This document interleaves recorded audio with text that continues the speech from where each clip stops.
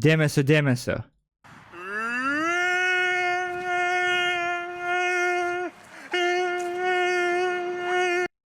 Migrantai plūsta Lietuvą. LRT forumas būtent apie tai. Duomenimis sostinėje nuolat gyvena 78 tūkstančiai užsieniečių. Kiek jų gyvena laikinai, atvyksta, pagyvena iki 3 mėnesių, vėl grįžta, nežinia. Kiek turime nelegalių, niekur nesiregistravusių asmenų, irgi nežinia. Sostinės gatvėje užsieniečiai, daugiausia rusakalbiai, labai jaučiasi, girdisi ir matosi. Prezidentas ir vieni politikai siūlo imigracijos politiką griežtinti, kiti politikai mokyti lietuvių kalbos ir integruoti. Apie tai, kokia turėtų būti tolimesnė Lietuvos imigracijos politika. Šiandieną laidoje kalbėsime su Vilniaus meru Valdu Benkunsku, sveiki mere. Taip pat mūsų studijoje verslininkas, prekybos tinklų Norfa savininkas Dainius Dundulis, sveiki gyvi. Labas vakaras. Buvusi imigracijos departamento vadovė, prezidento patarėja Evelina Gudzinskaitė, sveiki gyvi. Okay. Ir Lietuvos verslo konfederacijos prezidentas Andrius Romanovskis. Labą vakarą. Sveiki. Antroje laidos dalyje čia kalbėsime su svarbiausių politinių partijų lyderiais ir atstovais. Tai merė. Va, kodėl Sinica taip pyko. Ten jis parašė, netikėtinai, tūpo komentarą Facebook'e. Man atrodo, mečiau Discord'e ten tą dieną, kai susirašinėjau ten su pora žmonių iš auditorijos. Bet čia kaip įvardino ir svarbiausių politinių partijų. Antroje laidos dalyje čia kalbėsime su svarbiausių politinių partijų. Tai Sinica nėra svarbiausios politinės partijos, bet jis labai pyksta dabar. Jo, tas postas, kur ten reklama konservams, ir ten visas postas klydesys tiesiog. Ir atstovais. Tai merė, pirmiausia, gal nuo jūsų pradėkim. Vilniuje akivaizdu ta problema, jeigu tai laikysime problema, turbūt čia skirtingai galima į tai žiūrėti, yra pati ryškiausia. Gal kas paranka netyčia turi tą pirmą straipsnį, kurį aš skaičiau, aš dabar neieškosiu, kur ten buvo įvardinta, lygtais Benkunskas įvardino, kad tai nėra problema, bet jeigu nieko nedarysim, tai gali būti problema. Man atrodo, tokia tiksli citata buvo, bet aš galvoju, neieškosiu. Bet man atrodo, taip aš skaičiau, nes aš reaktą dariau. Tai čia vat klausimas, ar yra problema Benkunskai, ar tik bus galbūt, jeigu nieko nedarysim, čia irgi klausimas. Užsieniečių, ypač rusiškai. Aš manau, kad problema yra. Vien dėl to, kad problema yra, kad taip žmonės jautriai reaguoja. Kad netgi tokie ten radikalus, kaip Sinica, gali daug sukelt jausmų visiems. Tiek problema yra, ar tie jausmai pagrįsti ten ar panašiai, ar tos emocijos, kurias žmonės jaučia. Ir tada galbūt problemą reikia spręsti, kad tiesiog edukuoti žmonės, arba, ir nebus problemos, nes ar problema su migrantais pačiais yra, o čia yra kitas klausimas. Man atrodo, jeigu jinai ir yra, tai ne tik, kad su migrantais, o ten, kad baltarusų pilna, va tame čia ten gali būti problema, kur ten, kaip sakė, nei ten sutikrino viską ir panašiai, kur man atrodo, aš nežinau, jo.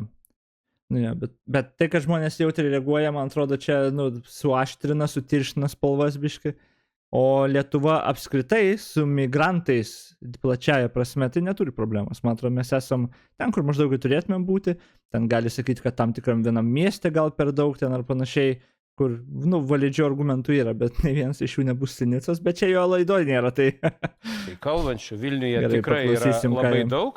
Ir jūs siūlote vieną iš išeičių nacionaliniai valdžiai, prateisinėjant leidimą nuolat gyventi, laikinai tiksliau gyventi Lietuvoje 3 metams, praėjus pirmiems 3 metam, po to prateisinėjant leidimą, jau laikyti lietuvių kalbos egzaminą. Ar ne? Toks būtų siūlymas ir ką iš esmės tai pakeistų? Mano kvietimas yra pirmiausia iš tikrųjų atsimerkti ir pamatyti, kad realybė pasikeitė. Jeigu kažkada Lietuva buvo patogi tranzito valstybė į vakarų Europą, dabar mes su savo ekonominiu augimu tampama jau gera lokacija apsistoti ilgesniam laikui. Vilniaus regionas jau senai pralenkė ES vidurkį pagal ekonominį išsivystymą. Mes esam pralenkę ES vidurkį ir, tarkim, dirbti Vilniaus regione, Vilniuje yra jau ekonomiškai naudingiau negu kokioje Ispanijoje. Tai man visa šita situacija su migracija primena tokį važiavimą nuo dviračio, su dviračiu nuo kalnų užsirištom akim. Kai mes lekiam, eina krūva patarimų iš kairės, iš dešinės pusės, greičiau, lėčiau, bet mes kol kas lekiam, viskas tvarkoj Ir Tai tikrai didelė nugriūsim tikimybė- arba prisiplosim, Arba jeigu tai kažkur važiuos. atsitrenksim. Ir dėl to reikia nusirištą raištį ir pradėti šnekėti labai atvirai, ką mes turim su migracijos politika ir mano, praktika ir diskusijos su kitais miestais, su kitų sostinių merais labai aiškiai rodo, kad taip, kol kas situacija yra valdoma, mes neturim kažkokių didelių problemų su savo saugumu, su miesto švara, bet jeigu mes tą migraciją paliksime savygai, tai mes turėsim lygiai tokias pačias problemas, kaip turi daugelis vakarų Europos miestų. Dėl to mano pasiūlymas centriniai valdžiai buvo labai kompleksiškas. Pirmiausia, peržiūrint laikinų leidimų statusą, nes dabar iš esmės jie neturi jokios prasmės. Tu atvažiuoji, 3 metus pagyveni, ateini, įsiemi naują leidimą ar prasitėsi seną ir tą gali daryti N kartų.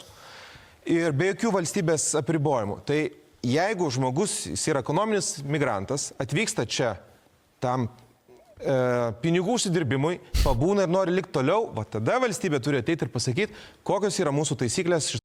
Aš sakau, čia fine yra, aš nežinau. Ar tai yra, nežinau, pigus politinis triukas? Žinoma. Ar tai yra geras pasiūlymas? Žinoma. Ar tai yra protingas politinis ėjimas artėti rinkimam? Žinoma. Tipo, fine. Biškai užpisa, kad tipo, čia dabar, migrantai, davai, kalbam apie tai. Bet galų gale, kaip tu bepriejai prie tos, kad dėl savo ten reklaminių tikslų sprendimas yra, kaip čia, kažkoks pasiūlymas konkretus yra ir gali.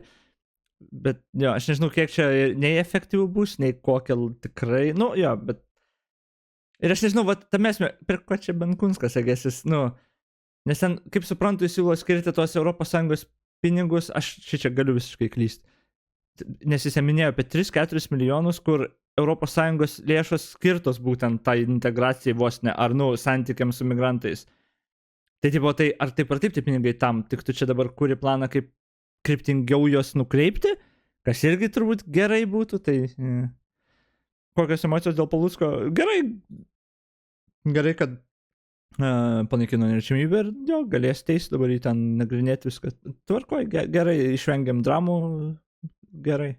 Tam pasilikimo ilgesniam laikui. Jūs kalbėjote apie getus, tokias uždaras bendruomenės, kur žmonės ir gyvena ten ir dažnai dirba ir taip toliau, kurie atsiriboja nuo juos supančio pasaulio paprastai. Jeigu čia kalbėtume apie kokį Stokholmą, tai tokių getų tikrai yra, ar kitus miestus vakarų Europoje, nekalbu apie Vokietiją, kur jau ištisi miestai, kai kurie tapo tam tikrą prasme getais. Bet tokios rizikos kol kas Vilniuje nėra. Ar yra? Matot, čia yra labai plona riba. Kai mes galim sakyti, pas mus problemų nėra. Tai atsakymas, problemos nėra. Ir dėl to nieko nereikia daryti. Ir tada staiga tu pamatai... Bet yra kažkokia koncentracija jau labai aiškiai išreikšta mieste. Aš labai aiškiai sakau, aš nenoriu nei gąsdinti, mes tokių... Problemos nėra. Čia, tas problemos nėra, kaip jis sakė. Bet jeigu nieko nedarysim, tai gali būti ateityje.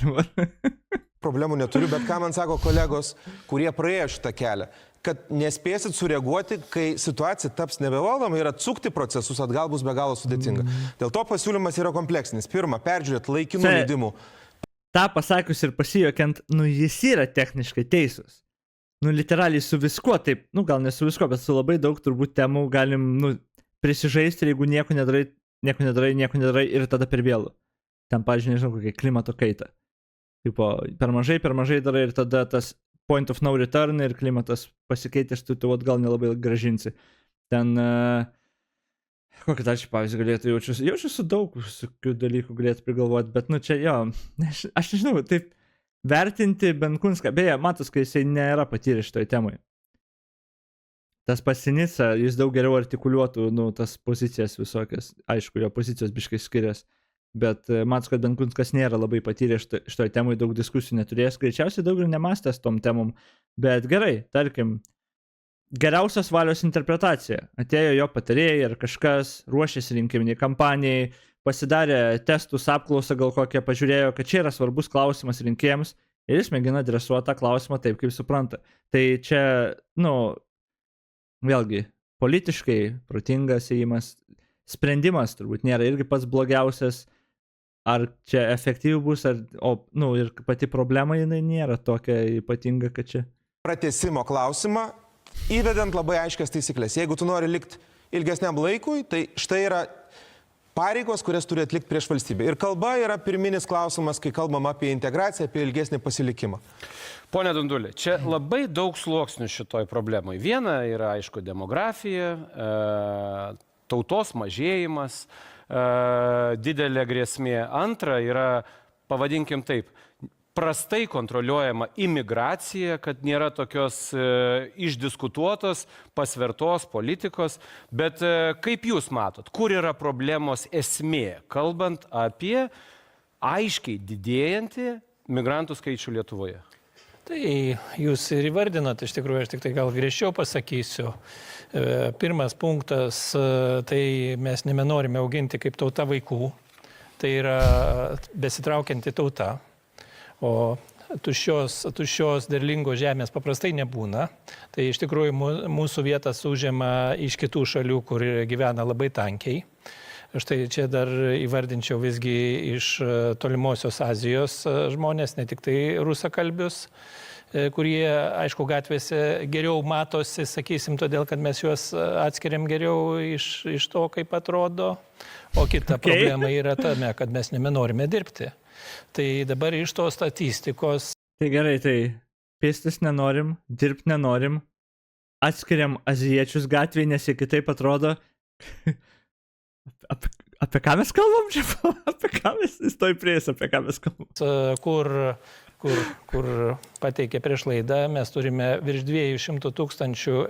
Gerai, jis nepasakė, kad pėstis nenorim, jis apie vaikus sakė, bet šitas sakinys, jo visas kalba prasidėjo biškai įdomiai. Imigrantų ir turime grubiai 200 000 bedarbių. Tai iš tikrųjų, jeigu vieną su kita sudėjus, tai mums nei vieno, nei kito nereikia ir mes pilnai susitvarkome.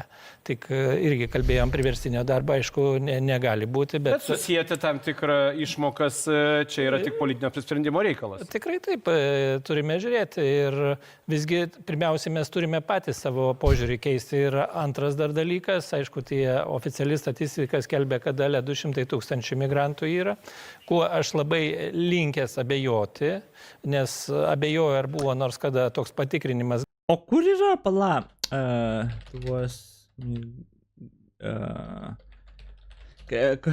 kažkurį buvo, daug buvo tų svetainių, kažkurį buvo 25 metų pradžioje gyvena apie 217 000, kuo jis remės, Eminas, čia šitas Eminas, kur aš įsijungiau jo. Man įdomu gerai migracijos statistika.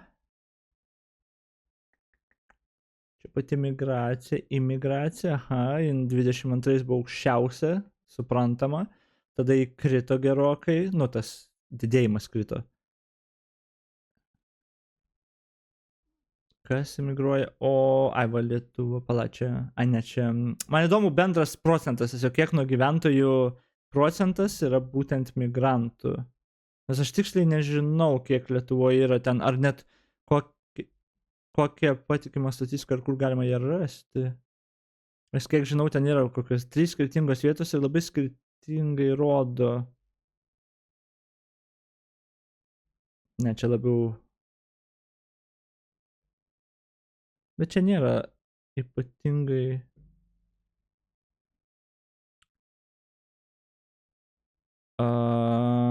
Čia apsitai, čia tiesiog migrantai, ar atvažiuoja ar išvažiuoja. Bet čia nėra hard skaičių, kiek jų yra. Tai pažiūrėk, kiek gyventojų padalink, iš ko padalink. Aš to ir ieškau, kiek yra, nes šitoje svetainėje rodo maždaug srautus, kiek imigruoja, o ne kiek Lietuvoje šiuo metu. Kažkur buvo kitur tas. Čia imigracijos rodikliai. Čia yra kiek leidimų, pavyzdžiui, gauta. Leidimus laikinai gyventi. Kur yra tiesiog skaičiai? Aš kažkur turėjau gal šitas? Ne, čia turintis galiojančius leidimus gyventi. Aš tą įsijungiau, ką tau linkinį. Tik aš ne tą mėnesį įsijungiau. Aš balandį. Tu 25 metų 6 įmetį. Why? Bet čia tas pats. Jo, tą patį svetainį tik tu įmetei 5 metų 6, kodėl yra 6 metų balandžio. Ok, bet čia rašo užsieniečiai turintys galiojančius leidimus gyventi pagal pilietybės. Ok. Tai čia, man atrodo, tai iš viso 220, bet čia tie, kurie turi oficialius leidimus. Tai čia tų nelegalių, kurie yra tipo, neskaitytų. Jeigu jų būtų, kiek jų ten nesvarbu. Čia tie, kurie oficialiai leidimus gavo. Gerai, tai 220, 221, 848. Lietuvos populiacija. Kiek mes dabar turim? 2,8 milijono, ar čia įdomu, ar čia patikima? Darysiu, ne, čia 22 metais, pala. Mes dabar turėtumėm daugiau turėti. Pala, kodėl čia 22 sena svetainė? Va, 26 vėl, kas čia per svetainę? Gyventojų skaičius Lietuvoje. Ai, panašus. Tarkim, imkim... Gerai, to suskaičiuosiu. Tai 28 milo. Nereikia ne taip. Reikia 221,848 kart 100 dalinti iš 28 milo. Tai apie 7,9. 8, tarkim, procentai, jeigu čia tie skaičiai būtų teisingai. Apie 8 procentai pas mus Lietuvoje, tarkim, būtų tų migrantų, kurie turi leidimą, kaip čia, jeigu, jo. Kas yra fine? Tai yra, man atrodo, čia yra vos ne auksinis viduriukas tas, ne? Nes man atrodo, jeigu, aš kiek pamenu kažkur liktais, ar aš skaičiau kažką, ar kokį YouTube'ės video mačiau, nežinau, tai, kad jeigu ten yra jau virš 15 ten procentų, prasideda biš problemos jau. Kur, nežinau, nepamenu, ar virš 15, kažkas tokio gal. Kad, tipo, maždaug, man atrodo, iki 10 yra viskas fine. Populiacija, ir išsiskaido ir panašiai.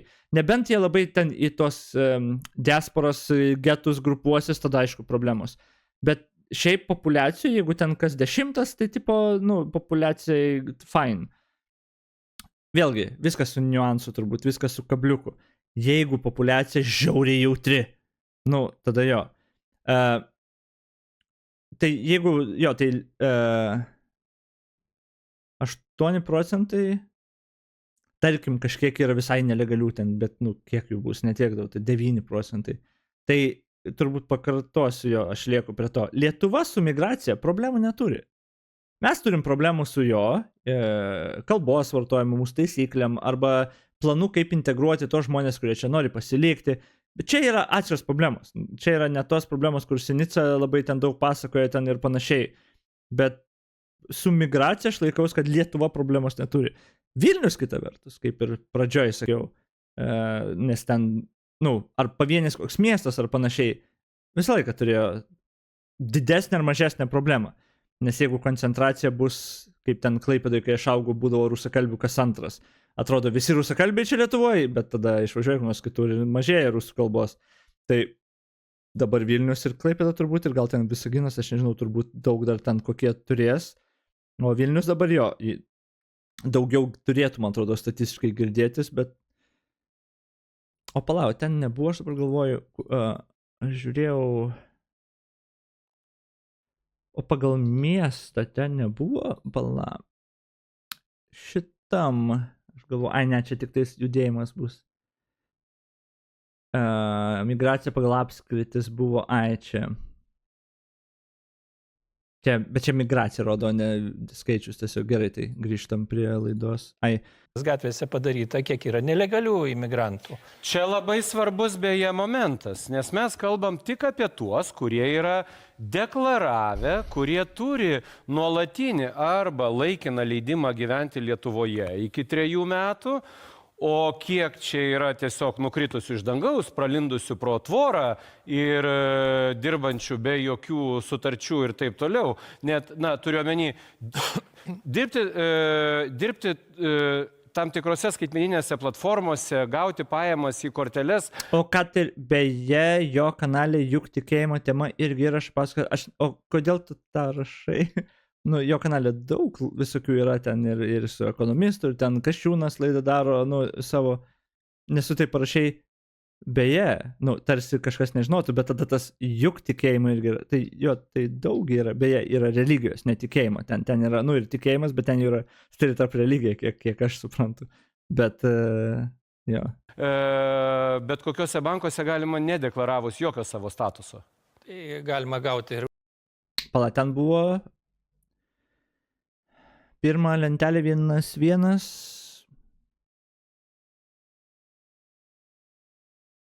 Va, procentas. Ai, jo, šičia procentą rašo.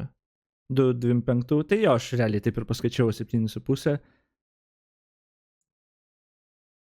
Jo, nuo karo gerokai padidėjo metų. Šiaip realiai pas mus buvo neįtikėtinai mažas procentas. 3,57 čia yra žiauriai mažas. Čia yra toks, kur nieks pas tave nenori atvaryti vos neskaičius, ne? Dabar pas mus jau nori atvaryti, bet tas skaičius tiek mažas. Ir man atrodo, mes labai laiku, va, tada pradam apie tai va, pakalbėti. Viskas svarbu, nebūti radikalių pozicijų, protingų sprendimus priminėti. Okay. ir užsienio bankuose pajamas Žinoma. būna dirbant Lietuvoje. Vienas dalykas ir antras dalykas čia yra, aš manau, labai logiškas pasamprotavimas, nes jeigu pagauna per sieną einančius tuos nelegalų, Gerai, ką tu numetei? tai reiškia yra ir praeinančių, nes niekados neis per sieną nei vienas žmogus, jeigu jie bus 100% pagauti. Tai logiškai pamastykime, netgi taip negali būti, kad, sakysim, ten pagavo 10, 20 ir taip toliau, viskas tvarkoj. Bet jeigu visi lik vieno bus pagauti, reiškia Lietuva bus aplenkta. Tai neįmanoma, čia loginė pusė paprasčiausiai. Kitas dalykas tikrai teko girdėti pasakojimų iš prie sienos gyvenančių žmonių, kad visgi yra praeinančių tų nelegaliai migrantų. Gerai, bet grįžkime prie problemos esmės. Nors tai, aišku, labai svarbus dalykai, bet čia jau turbūt, ko gero, turėtumėm diskutuoti su valstybės sienos apsaugos tarnyba, pasieniečiai su institucijom, kurios kontroliuoja ir tiesiogiai atsakingos. Bet, pone Romanovski, konsoliduotas Lietuvos verslo poreikis imigrantam. Gal jūs turite skaičių, kiek Lietuvai reikėtų imigrantų? Na, žiūrėkite, mes šiuo metu Lietuvoje turim daugiausiai įdarbintų žmonių per visą Lietuvos istoriją. Tai yra daugiausiai. Lietuva niekados. Panašus skaičius buvo 90 gal kažkelintais metais, kada Lietuvoje gyveno 3,7 milijonų. Tai yra vienas faktas. Antras faktas, čia mes truputį šamanizmų užsiminėjome. Tiek turi darbo sutarčių, jūs turite omeny? Taip, tai yra Lietuvoje darbo darbo sutarčių niekad nebuvo, išskyrus paskutinį dešimtmetį praėjusį amžius. Kiek daug nebuvo žmonių įdarbinta, kaip dabar. Pagal darbo sutartis, Taip. aš nekalbu. Tai yra vienas dalykas. Kitas dalykas, mes truputį užsiminėjom šamanizmų, nes migrantų skaičius paskutinius metus nedidėja. Jis yra stabilus apie 200 000, beje, truputį yra sumažėjęs. 217 000 šiai dienai yra ir jis yra padidėjęs. Jisai sumažėjęs yra. Jisai buvo didžiausias, buvo 230 ar 200, gerbiama Evelina žinos, pasakys tas skaičius. Gerai. Trečias dalykas, žiūrėkite, mes čia vėl kalbame, kiek yra pabėgėlių iš Ukrainos. 80 000 beveik yra pabėgėlių. Buvo, nežinia, ar jų tiek yra. Dabar taip yra, paskutinė balandžio skaičius, aš duomenys ką tik žiūrėjau. Trečias dalykas, Centrinė Azija. Centrinės Azijos, pagrindinių tų šalių Centrinės Azijos yra 25 000 piliečių. 25 000. Tai yra mažiau negu 1% nuo mūsų gyventojų. Tai mes sutarkime dėl kelių dalykų. Ar mes norime dar priversti ekspatą, taip vadinamą, kuris daug uždirba pinigų, uždirba daug pinigų, jį mokytis lietuvių kalbos? Aš manau, kad nereikia, kad jisai mokytųsi lietuvių kalbos, reikia, kad jisai čia gautų didelį atlyginimą, išleistų tos pinigus ir vis. Ar mes norime uzbeką vairuotoją arba baltarusį vairuotoją, kuris važinėja vakarų Europai, kad jisai mokytųsi lietuvių kalbos? Aš asmeniškai nelabai noriu. Apie vilkiko vairuotoją. Apie vilkiko vairuotoją. Aš nelabai noriu, nes aš nesu tikras, ar aš noriu jį integruoti į mūsų visuomenę. Nesu dėl to tikras. Tai yra antra kategorija. Tai yra vokiškas žodis gastarbaiteriai, tai yra tie žmonės, kurie atvažiuoja, padirba, neturi darbo, važiuoja atgal. Man atrodo, yra truputį šamanizmas sakyti, kad pas mus čia yra krūva nelegalų, dėl to, kad nelegalai jie išlenda iš karto. Joks lietuvis verslininkas nelegalų užsieniečių nesamdys. Mes turim trečią kategoriją. Mes nekalbam apie lietuvius verslininkus, mes turime, O kas juos samdys tada? turime viso labo onlininės platformas, kuriuose daugelis žmonių dirba ir gauna atlyginimus iš sąskaitų Airijoje ar dar kur nors. Čia yra dar vienas šamanizmas. Onlininės platformos, visi asmenys veikia pagal individualią veiklą. VMI praeitais metais pateikė ataskaitas, kiek tie žmonės susimoka. Ir kada prasidėjo duomenų deklaravimas, tie žmonės Jūs susimoka. sakot, visi jie dirba pagal individualią veiklą. Absoliučiai, pagal individualią veiklą kiekvienas žmogus turi savo ar uberistas, ar voltistas, ar panašiai, jisai turi savo individualios veiklos pažymėjimais jiems. Ir VMI, kada dabar yra automatinis duomenų apsikeitimas, mes esame iš tikrųjų pažangis skaitminė šalis, apie 1,5 tūkstančio vidutiniškai tas žmogus sumoka mokesčių. Tarsi, jie anksčiau, kada nebuvo apsikeitimo, to nebuvo. Tai čia yra dar vienas šamanizmas. Ir mes turim trečią kategoriją žmonių, apie kuriuos mes iš tikrųjų norėtume turėti savo piliečiais, kuriuos norėtume, kad jie mokytųsi lietuvių kalbos, mokytųsi mūsų tradiciją panašiai. Tai toks mūsų turėtų būti požiūris. Ir tada į kiekvieną grupę mes turėtume turėti savo požiūrį. Gerai, bet kad neužsiminėtumėm Čia įdomi pozicija visai, man atrodo, čia yra protingų teiginių, bent jau man skambėjo visai neblogai keli pasiūlymai. Nu, ir tas požiūris, nu, jo, gal, nu, turėtumėm gal skirtingai žiūrėti, ar ten random vairuotojas, kuris pravažiuoja ir turi lietuvių kalbą mokytis, ne. Aš nežinau dabar, kaip mes tiksliai, ar mes juos skirstom kažkaip, nes galų galia jo, kuriuos mes žmonės norim čia integruoti, ar kurie gali galbūt tiesiog atvaryti, padirbti kažkokį darbas, išleisti pinigus, susimokėti mokesčius ir viskas. Čia, man atrodo, svarstytina. O tai, kad tų nelegalių migrantų čia, nu, net nemanau, kad reikia jas ypatingai gąsdinti, tai manau. Atmetus tos atvejus, kur, nu, ten pavojų saugumui mūsų keltų, kokie ten baltarusiai, nelegalai, ten šnipai, nu, žinoma čia. Bet, nu, procentaliai, kiek jų prisidėtų imigrantų Lietuvoje, aš nemanau, kad didelis net procentas būtų. Nu, net jeigu ten, kiek reiktų, kad 1% prisidėtų, ten kokį 20 000? Tarkim, apie kokį, aš nemanau, kad gal, nu, bet tai vis tiek tada bendras procentas labai mažas būtų. Nu, nelabai mažas, o vis tiek mažiau ten ES vidurkio, man atrodo. Atrodo, ES vidurkis apie 10 gal ir yra, aš net nežinau dabar tiksliai, bet... Koks yra verslo poreikis? Ar turite tokius konsoliduotus duomenis? Verslo poreikis dabar pas mus kvota yra, valstybė kvotuoja. Dabar beje pas mus yra apie 25, man atrodo, tūkstančiai yra. Tai verslas sako, kad jeigu tas skaičius būtų iki 30 000, tai yra tikriausiai būtų, na, ta viršutinė riba. Aš dar kartą noriu pasakyti, kokios populiariausios profesijos trečiųjų šalių. Transporto, vilkikų vairuotojai, kurie 90% yra ne Lietuvoje, betonuotojai, suvirintojai, tai yra dvi specialybės, praktiškai transportas ir statybos. Tai va čia yra, kurie tikriausiai sudaro 2/3 mūsų visų migrantų, kurie dirba tose srityse. Ir aš esu tikras, nei aš noriu tikriausiai, kad vilkiko vairuotojas čia integruotųsi, nei jisai nori čia integruotis, nes jis galiausiai neturės darbo išvažiuoti į savo Centrinę Aziją. Dėkui, ponia Evelina. Jūsų nuomonė, ar verta griežtinti tvarką, ne griežtinti, o reikalauti kalbos mokėjimo, pratesinėjant laikiną leidimą gyventi Lietuvoje? Vėlgi šitos diskusijos parodė, kad mes negalime į visus migrantus žiūrėti pagal vieną kurpalių. Reikia atskirti tuos, kurie čia atvyksta, kurių čia reikia, kurie čia gali kurti ateitį ir kurie nori čia integruotis ir kurti ateitį. Tai tai būtų logiška iš jų reikalauti, jeigu tu čia gyveni ilgiau, tai integruotis, išmoka kalbą, bet kita dalis, didelė dalis darbuotojų čia atvyksta, kaip ir ponas Samanovskis sako, na, laikinai užsidirbti. Gerai, tai jūs man paaiškinkit, kaip mes dabar galime juos atskirti, jeigu ir vienas ir kitas po 3 metų ateina pratęsti laikiną leidimą gyventi Lietuvoje. Ir kokį mes šią kriterijų jiem turėtumėm taikyti? Būtent tam prezidentas ir siūlo įvesti kitą imigracijos kanalą, skirtą tokiem laikiniem darbuotojams, kurie čia atvyktų iki 2 metų, padirbę, užsidirbę, jiem nebūtų tikslo čia integruotis, jie po 2 metų vyktų atgal į namus 6 mėnesiams, parsivežtų pinigus iš šeimo, po to pailsėję vėl atvyktų čia. Ir tada jau būtų tiek darbdaviui, tiek darbuotojui pasirinkimas. Ar tu eini šituo kanalu, kur tu nori. Čia reikia paaiškinti turbūt to siūlymo esmę, kada mes įvedam kitą laikotarpį negu 3 metai, o 2 nustoja galioti šeimų susijungimo reikalavimai ir visa kita. Mes įsileidžiam darbuotojus trumpesniam laikui ir tokiu būdu, mes turėjome valstybę, ar ne, tokiu būdu apeinam tarsi tą europinį reikalavimą, leisti susijungti šeimoms ir taip toliau. Tokia yra intencija. Galima taip sakyti, kad 2 metai tai yra tas laikotarpis, kol tu dar nesukuri intencijos gyventi ilgesnį laiką. Čia labai išmintingas modelis, kurie taiko kai kurios ir trečiojo pasaulio šalis, kada tu sakai, man reikalingas tas žmogus tam, kad atliktų funkciją, tam tikrą laikinai, aš jam nieko nežadu. Ir man iš tikrųjų, aš net juokauju, nereikia lietuviškai mokėti, gal geriau angliškai išmokysim, kai jisai ten atvažiuos. Bet jisai čia neturi jokių iliuzijų, kad... Sinica supyko, kad jo nepakvietė čia pasireikšti, ar kaip plius minus, įsivaizduok, kaip jaustumės, Kramtoškai, įsivaizduok, tu kalbi tam tikrą temą, nežinau, iš kažkur sužinojai, paskaitėjai ir apie kažkokią problemą gal, ar ten, nu, tam tikrą temą, žinai, kalbi ir visiems mokai, žinai, savo... draugams visiems pasakoja apie ten tą dalyką, tarkim, į laidą kokią pakviečia kartais metuose ten kartą ar panašiai, nu, arba ten kas 10 metų kartą, žinai, ten savo tėvams papasakoja tą problemą ir, nu, visiems pohui. Visiems jau pohui, sako, ai, nu, neįdomus, atsipisk.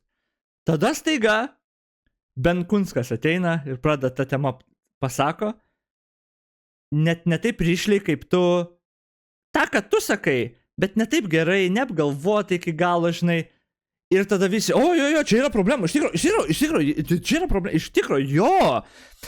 Įsivaizduoji, kaip tave užtrigerintų tas. Tavęs nekviečia tada į tas laidas, jį kviečia. O tu apie tai 10 metų kalbėjai. Įsivaizduoji, kaip piktas inicijai dabar yra.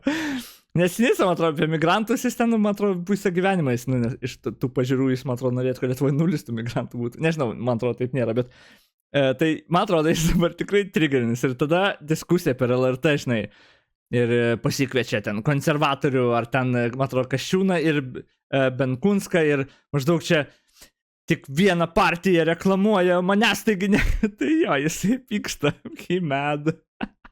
Tai čia taps kažkokia integralia mūsų visuomenės dalimi. Pone Benkunskai. Man džiugu, kad man pavyko iš esmės. Tai iš tikrųjų, šitoje vietoje ir moteris galima šiek tiek relatint su tokiu pavyzdžiu, kur tipo moteris gali atnešti ten darbdaviui kokį, nežinau, ar pasiūlymą, ar dar kažką, ar ten ir visi ignoruoja. Tada bernas tipo pasakys kažkas ir visi, o jo, gera idėja, seniai, maždaug kaip jaustis tada. Bet jo, žodžiu, Sinica čia biškai piktas turėtų būti ir, nu, suprantama, I guess. Problema yra ta, kad jo, jeigu Sinica gal būtų patikinėjęs racionalesnės tos pozicijas, gal jis, nu, nebūtų skaitomas marginalų ir panašiai, aš nežinau. Bet kai jo tos pozicijos tokios radikalios, kad ten kokia prasme jį realiai kviesti. Nu, tipo, į diskusiją 1-ant-1, ten gal prieš ką nors ir galėtų. Bet nežinau, vat, tas ir, nežinau, aš nežinau. O kas iš diskusijos? O mes matėm Sinicą diskusiją į Seimo rinkimus. Šimonytė jį nusadino visiškai. Ir pamokė jį, kodėl jo argumentai nelogiški. O ar jam rūpėjo, jis tos pačius argumentus kartojo jau kitą savaitę. Ten dėl to 40 000. Jeigu Lietuvą atvarė, ten 40 000. Kas metus po 100 000, po 10 metų čia 400 000. Šimonytė iškart nusadino, čia nei rišlus, nei logiškas argumentas. Neužsilieka tiek, ten rotuoja, žodžiu. Sinica po savaitės tą patį kartoja ir man, aš nežinau dabar, ar tą patį argumentą kartoja, nes jau senokas toks buvo. Bet, tipo, nu ir kokia čia racionali diskusija? Tai jeigu žmogus net negali normaliai problemos apibrėžti, o tiesiog kažkokia susikūrė problema, kurios nėra, nu tai tada geriau pasikviesti ją kalbėti Benkunską, kuris bent jau kažkiek arčiau apie esamą problemą kalba. Kas irgi čia dar klausimas, nes net kai jis kalba apie tą problemą, klausimas, ar jinai yra tokia, kokią čia nori vaizduoti, bet, žodžiu, peržiūrėjau Ramanausko ir tavo pokalbį ištrauką, nemanai, kad jeigu partneris nori turėti kelis partnerius, o tie keli partnerius sutinka, žmonės galėtų gyventi padžysi, kad 5. Jesus Christ. Ramanauskas. Pažiūrėsim šitą video, aš tada žiūrėsiu Ramanausko, jo, kad nemaišyti. Angliškai išmokysim, tai jisai ten atvažiuos. Bet jisai čia neturi jokių iliuzijų, kad jisai čia taps kažkokia integralia mūsų visuomenės dalimi. Pone Benkunskai. Man džiugu, kad man pavyko iš esmės išjudinti tą diskusiją ir parodyti, kad tie dabar laikini leidimai, jie iš esmės nefunkcionuoja. Jų galėtų nebūti apibrėžimo, mes turėtume tą pačią situaciją. Tai kokiu modeliu eiti? O ką turite omeny, kad kodėl? Tai žiūrėk, dabar yra žmonių, kurie 12 metų gyvena Lietuvoje, prasitisinėja nuolatos leidimus ir čia ponas Romanovskis ar Vilniaus meras nepasakys, mes čia tavęs norim genofondo pratesimui ar norim, kad tu išvažiuotum, žmogus pats sprendžia ir jis turi teisę ateit pasiprašyti leidimų. Ir jam dažniausiai yra pratesiamas. Dabar nėra jokių apribojimų ir nežiūri, ar jis talentas ar netalentas. Na, talentam reikia pabrėžti, kad mes turime atskirą režimą, tai yra blue cardas vadinamasis, talentus mes kaupiam, bet visam migrantų skaičiui, tai daugiau negu 5000 žmonių yra pakankamai nedidelė dalis, jų norėtus daugiau. Ir čia atskiras režimas be jokios abejonės turi būti. Bet svarbiausia, kad valstybė turi apsispręsti, ką mes darom su migracija, nes imigracija yra arba grėsmė, arba galimybė. Šiai dieną aš matau kaip grėsmė, jeigu mes nieko nedarysim. Taip, labai puikiai, kad verslas girdi šitą problemą ir man atrodo, mūsų ekonomikai tikrai reikalingas migracijos subalansuotas modelis ir dabar reikia apsispręsti, koks jis gali būti. Pavyzdžių mes turim labai artimoje kaiminystėje. Švedija ir Danija, 2 valstybės, kurios turėjo skirtingus požiūrius į migraciją. Tai matom, kas vyksta Stokholme, kad yra Stokholme vietos, kur net policija negali važiuoti, tik su kariuomenės pajėgomis gali važiuoti. Ir Danija, kuri pasirinko vidurio kelią, tai yra atviros durys, bet su labai aiškiam taisyklėm imigracijai, yra visai kita situacija. Bet čia reikia vieną dalyką pasakyti, kad ten pilietybė buvo išdalinama į kairę ir į dešinę tose šalyse. 3 metus pabuvai ir gavai pilietybę. Tai Lietuvoje iš tikrųjų mes turim pakankamai griežtą pilietybės politiką ir čia nebus taip, kad mes pridalinsim tų pasų, kaip švedai, pavyzdžiui, padarė. Čia didžiausia jų klaida buvo.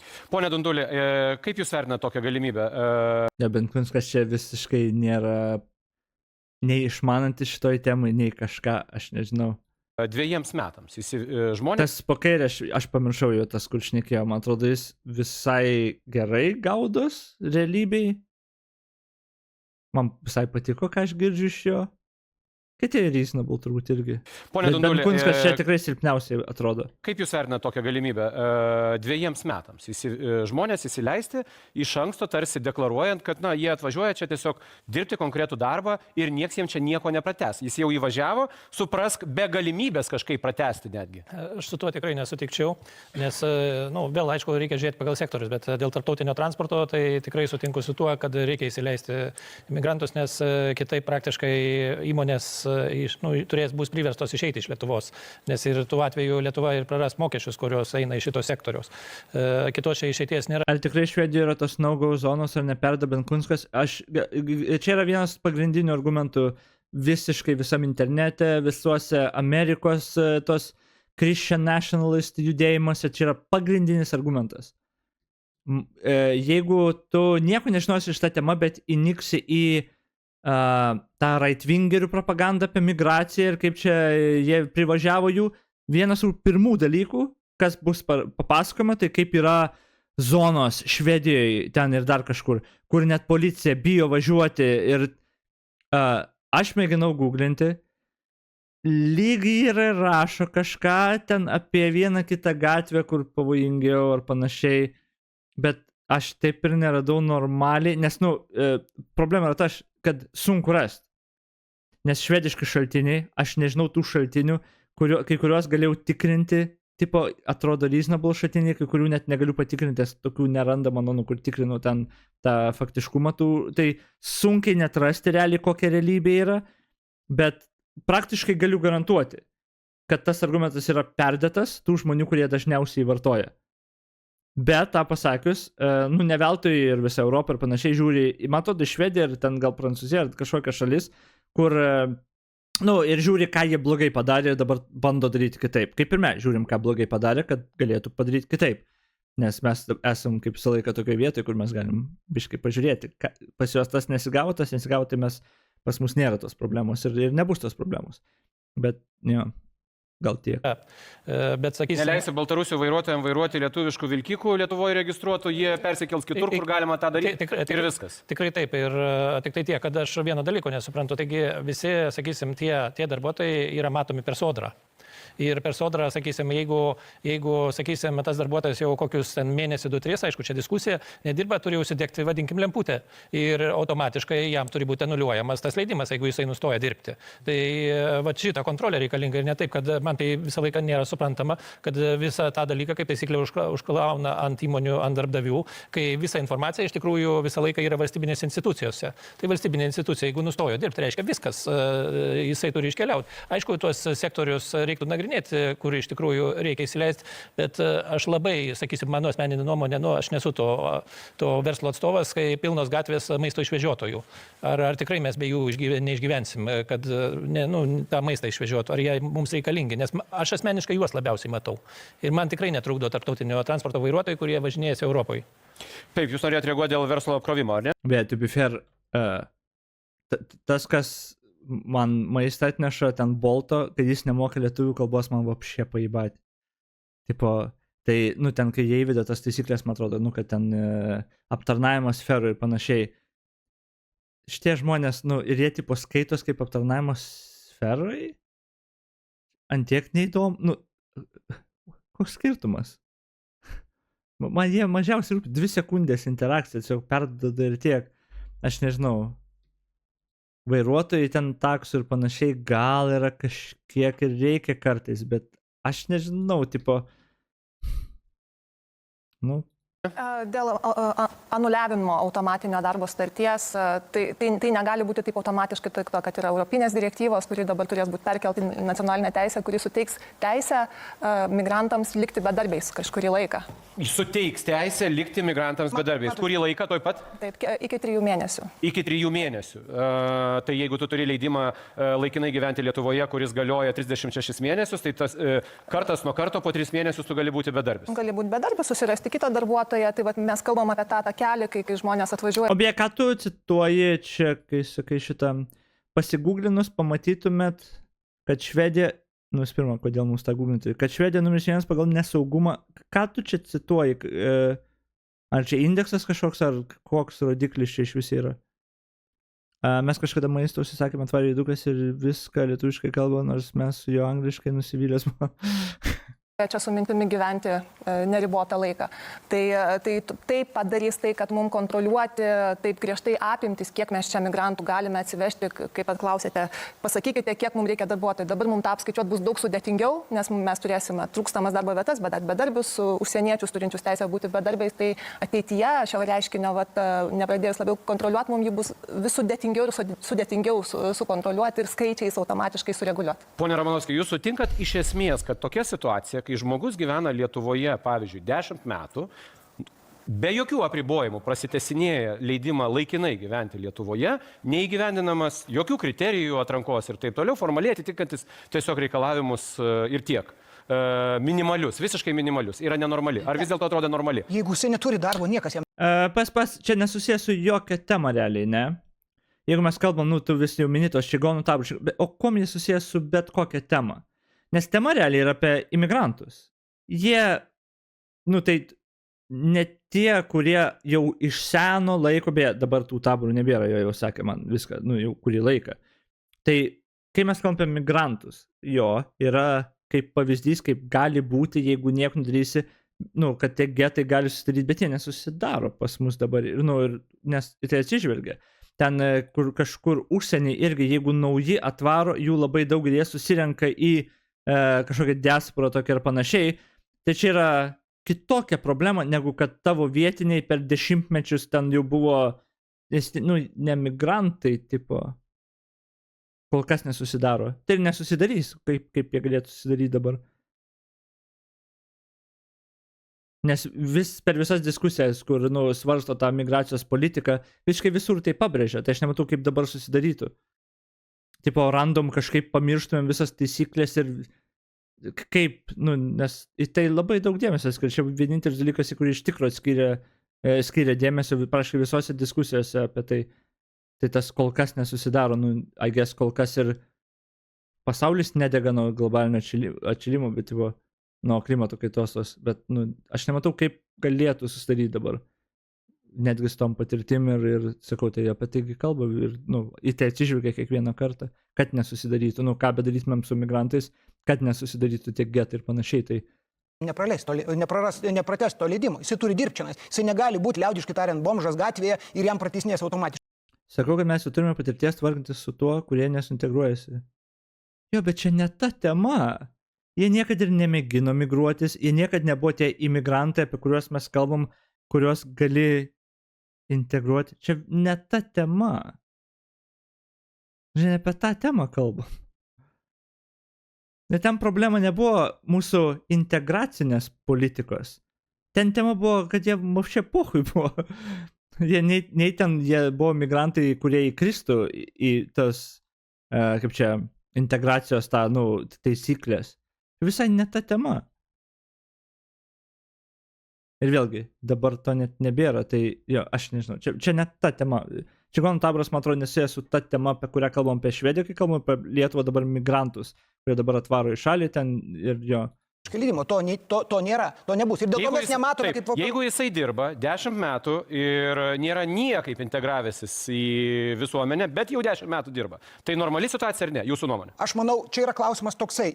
Jeigu jisai čia dirba, neturi jokių politinių teisių, uždirba ir nenusikalsta kaip nors panašiai, tai jisai yra tas gastarbeiteris, tol čia nais, kol jisai yra.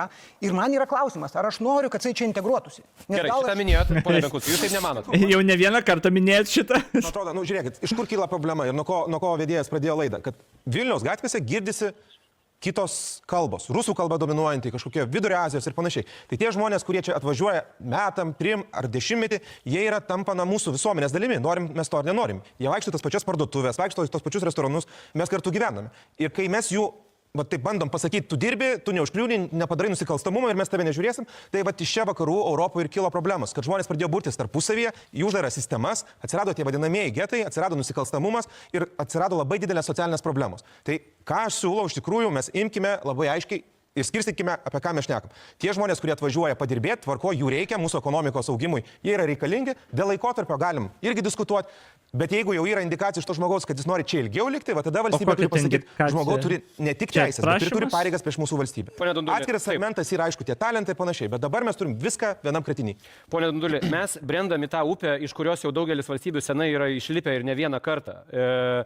Meras sako, mokykimės iš padarytų klaidų. Kokios esminės padarytos klaidos, jūsų nuomonė? Kas padaryta blogai aplinkinėse valstybėse? Ar šiaip vakarų Europos valstybėse? Mano nuomonė, tai tikrai, sakysime, migrantų prisileido.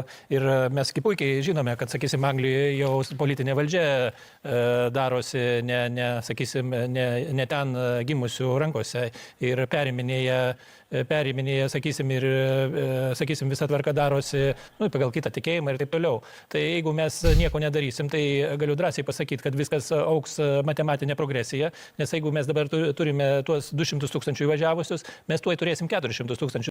Mes visiškai retardai čia visiškai retardai. Čia yra toks tupas gąsdinimas žmonėm, kurie nei... Jo, nes taip ir veikia.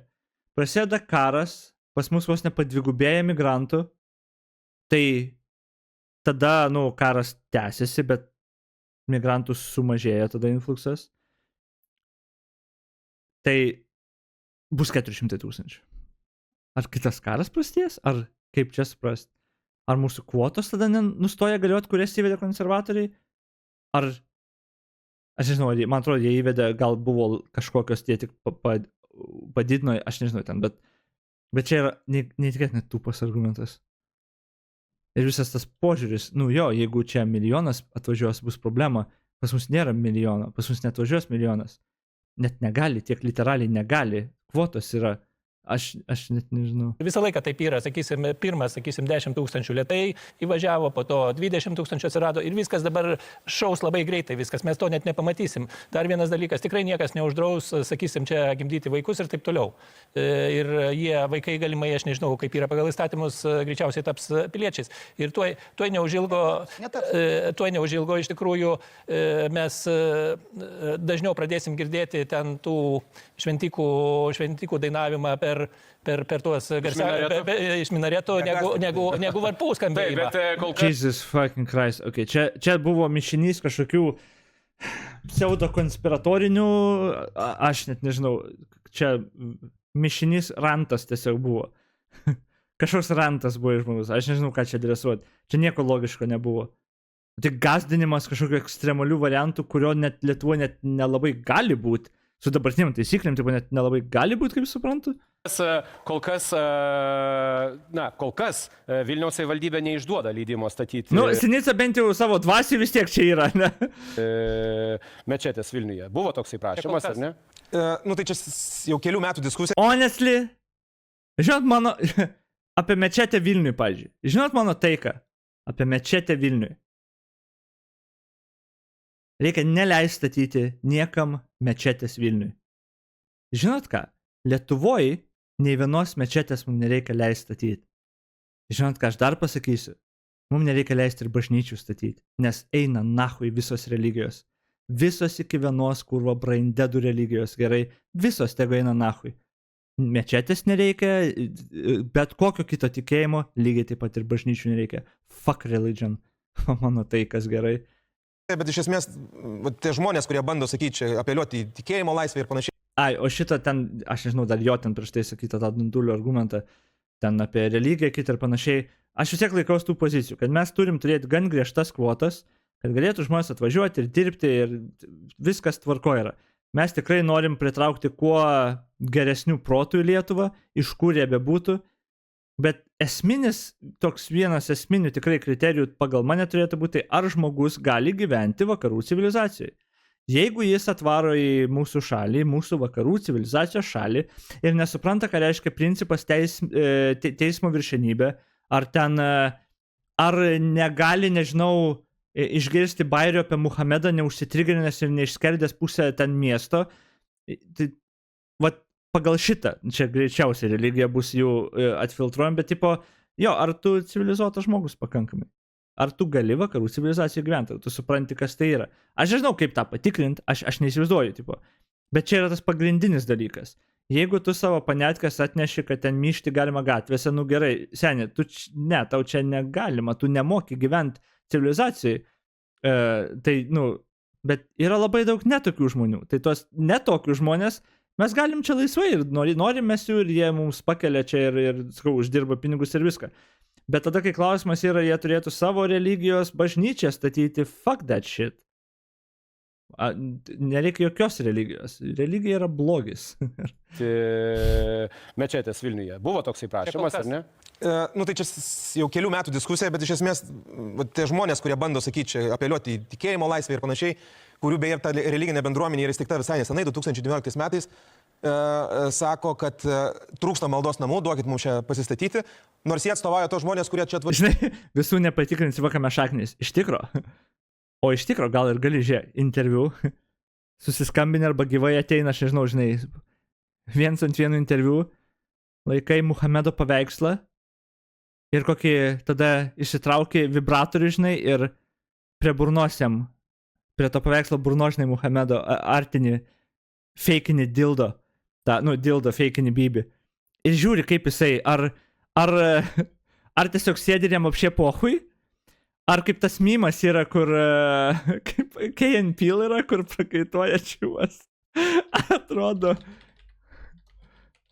Sweating meme, man atrodo, šitas yra. Hey girl, what up? Kur šitas, tipo, su kiekvienu, tipo, vis labiau prakaituoja, žinai. Jo. Ir žiūri, kaip reaguoja ir maždaug gerai, žiūrėk, seni, viskas, out. Padarėm testą, atlikom, tu netinki čia. Ne, gerai. Važiuoja kaip ekonominiai migrantai pabūti 4 metus. Na, tai, man atrodo, mes čia statom vežimą prieš arklį, statyti, duoti žemę ir statyti mečetę tiem žmonėm, kurie čia yra laikini svečiai.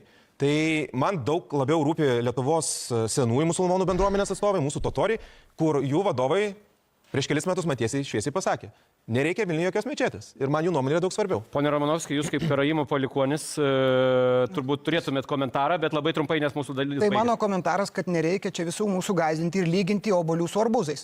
Britanija imperija, Prancūzija imperija, jų yra kitos visai istorijos. Švedijoje visi tie, kurie problemas kelia, jie laisvai švediškai kalba. Kalba jinai savaime neįsprendžia. Tu gali dar net susikurti problemą, kada tu jį taip pastumi integruoti iš čionais ir jisai tada getė kalbės lietuviškai, bet vis tiek su savo taisyklėmis mums kažką tai lys. Va čia ir bus didesnė problema.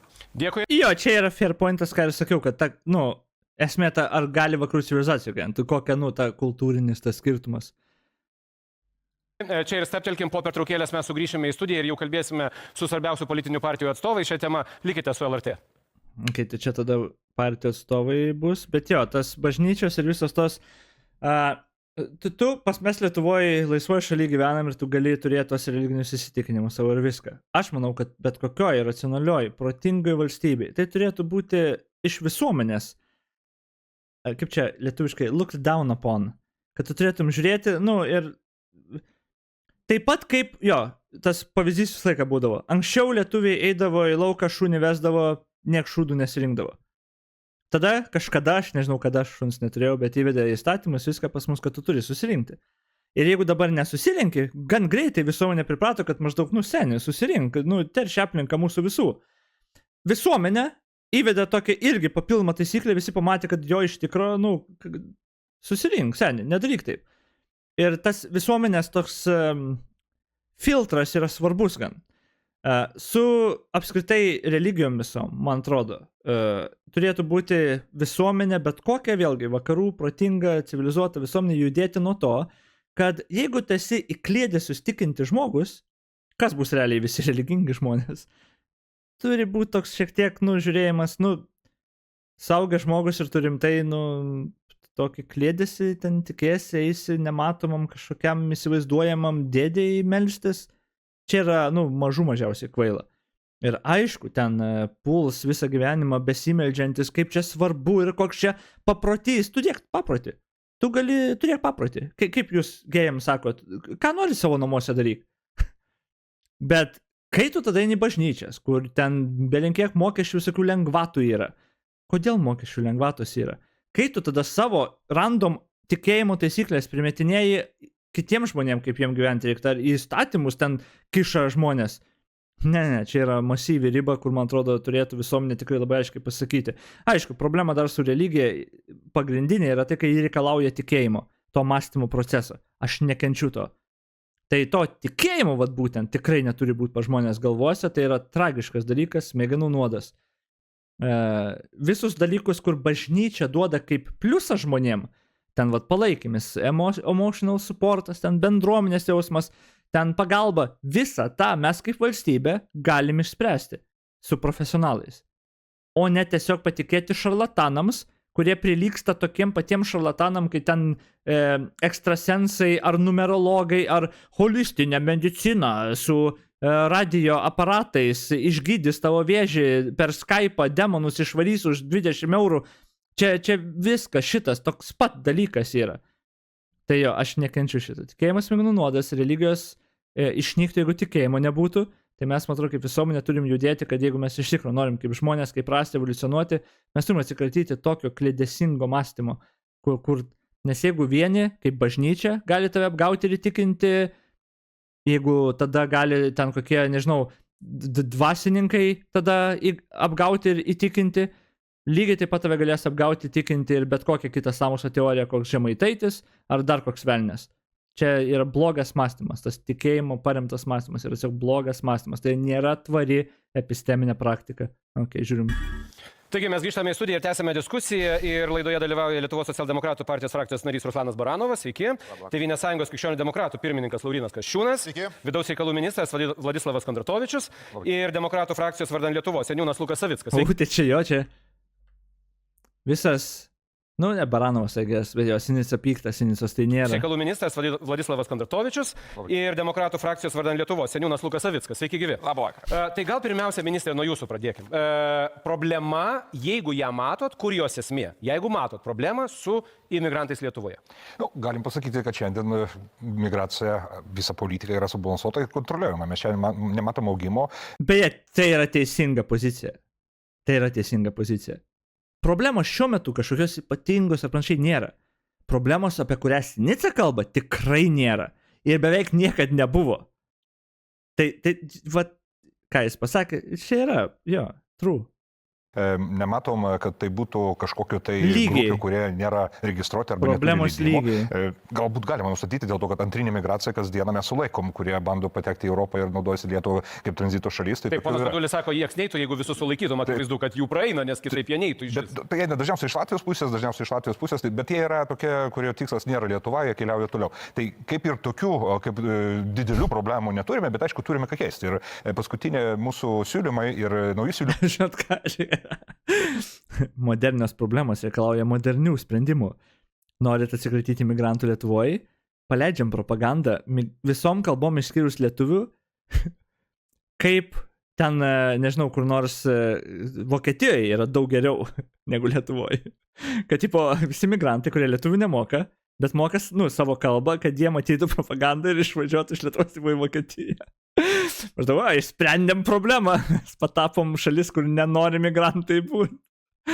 Kurie mes pateiksime į Seimo pavasario sesiją, irgi yra ir numato tam tikrų pakeitimų, kurie turėtų sugriežtinti. Tarkim, pavyzdžių, kad prašymą gauti laikinai leidimą gauti Lietuvoje galima bus pateikti tik per išorinius tiekėjus. Šiandien mes matom, kad tam tikros grupės gal keliauja į ES teisėtai, turint kitų šalių leidimą, arba vizą, arba leidimą gyventi laikinai, jie atvyksta į Lietuvą ir taip iškreipia kažkokią santykį, kurį mes čia planuojam ir apie kurią kalbame. Tai yra būtent apie kvotos kalbame. Ir apie visą. Taip, turi kitos valstybės vizą, atvažiuoja, prašai įsileidimo. Ir tokių grupių yra nemažai, tas augimas mes pastebim iš tam tikrų šalių, jis atsiranda būtent tokie schemai, legaliai schemai, bet tikrai taip neturėtų būti. Taip pat mes kalbame ir apie įdarbinimo sąlygas, tarkim, matom, kad studentai, kurių yra šiandien 11 000 Lietuvoje, jų augo skaičius ir tai yra 10% 11 nuo visų studentų mūsų Lietuvoje skaičių, tai yra normali politika, kiekvienos šalies stengiasi tai daryti. Matome, kad pirmų, antrų kursų studentą piknaudžiauja. Tai piknaudžiauja, jie dažnai stoja kas kartą į pirmą kursą, jiem apsimoka geriau sumokėti, tarkim, tą metinę įmoką, uždirbti, bet nesimokyti, o eiti į darbo rinką. Tai irgi negerai. Šiandien mūsų pasiūlymai irgi bus nukreipti tai, kad apriboti būtent tokią galimybę maksimaliai iki 20 valandų, ne visą darbo dieną, kažkiek vis tiek reikėtų duoti, nors skirtingų nuomonių yra galimybė dirbti. Tai tokių dalykų mes matom ir tikrai šito vietoje turėtume daug ką padaryti ir padirbėti. Pone Kasčiūnai, kaip Jūs matot problemą ir kaip jas spręsti? Nėra normaliai valdomos migracijos politikos Lietuvoje. Kodėl? Pirmiausia, mes turim labai aiškiai susidėlioti saugiklius ir nusistatyti, kad valstybė... Čia turbūt teisybė, nes čia jis kalba apie migracijos politiką, ne apie pačią, kad čia pas mus migrantų nevaldomas srautas, o tiesiog, kad, nežinau ką būtent skais, bet ta politika pati tai jo, greičiausiai, kad, Lietuva dar neturi labai ten profound geros surašytos ir kaip integruoti ir ten viską greičiausiai.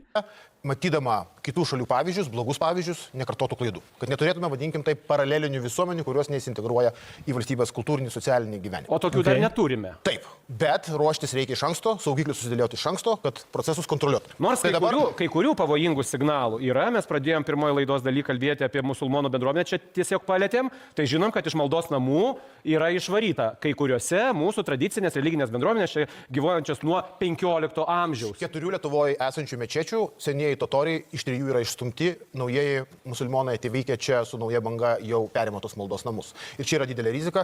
Gerai, kad jų reikalavimas Vilniuje mečetė turėti ir atsimuša į stiprią politinę mero valią. Ir tai yra geras dalykas. Dabar tai, ką ministras pasakė, aš sakau, kad tai yra 2 pozityvūs dalykai, kurie bus priimti, tačiau kas yra nepadaryta. Dėl studentų buvo mano kaip tik pasiūlymas sumažinti darbo laiką, bet tai nespręs visos problemos, kadangi pirmiausia mes nekontroliuojame normaliai aukštųjų mokyklų, kurios atsiveža studentus. Tada yra individuali veikla, kuri nebus paliesta šito reguliavimo. Kitas dalykas - šeimų susijungimo teisė. Aš iškart noriu pasakyti, kad dabar daugės užsieniečių esančių Lietuvoje, kurie įgyja teisę atsivežti savo šeimos narius. Ir tai nėra Lietuvos reguliavimas, tai yra europinis reguliavimas. Mes teisės išbraukti negalim.